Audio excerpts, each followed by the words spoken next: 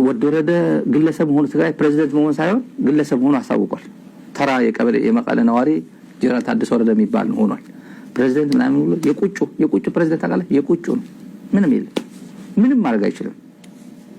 ከዛ በኋላ ምክር ቤት አባላቶቹ ጋር ኒድ ብሎ የትግራይ ብልጽግና አካላት የሚባል ስምረት ነው። የትግራይ ብልጽግና ማለት ስምረት ማለት ነው። እነሱን አሰማርቶ በየቀበሌ በየወረዳ ያሉት የትግራይ ምክር ቤት አባላት ፈልጓቸው ተብሏል። ከየወረዳው አራት ይመስለኛል ከወረዳው አላቀው አራት ይመስለኛል ከየወረዳው የምክር ቤት አባላት እነሱ ፈልጓቸውና ሎቢ አድርጓቸው ምክር ቤት ገብቶ እንዲረብሹ በተቻለ መጠን የተወሰነ ሰዎችን አሰባስቡና ይሄ በተለይ ትግራይ ነው የሚመለከተው።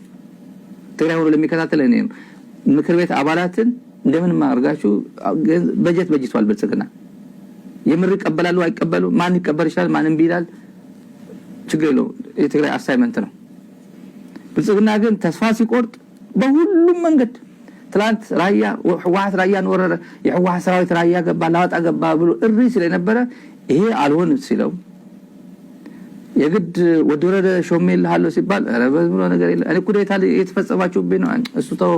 አሁን ትግራይ ወደረደ የሚባል ወደረደ ነው ጀነራል ወደረደ ነው ኮሎኔል ነው አያገባንም። እኔ መንግስት እየሰራው ነው መዋቅር እየሰራው ኢንስቲትዩሽን እየተከልኩ ነው።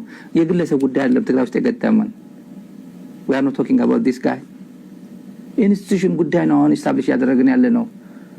ወደ ሰው አታውርዱት ነው የትግራይ አሁን ያለው ኢንስቲትዩሽን ነው የተሰራ ያለው። በየወረዳው ወደረደ ኖቲስ አላደረገው ነገር አለ።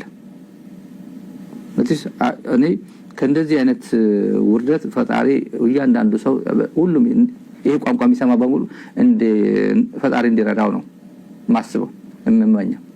ሰው በቆሞ እንዴት አይነት ህዝቡን የኖርበት ህዝቡና ውሃ የጠጣቶ አፈር ምናምን ያው ሄድም ጭቃማ አብክቶ የኖርበት አካባቢ እንዴት እንደዚህ አይነት ህብረተሰቡ ሳያውቀው ሶሻል ሳይኮሎጂካል ሜካፕ ህብረተሰቡ የት አካባቢ እንዳለ ማንን ያስተዳደረ እንዳለ እንዴት ሳይገባው ቀረ እስከ ዛሬ ጥያቄ ነው።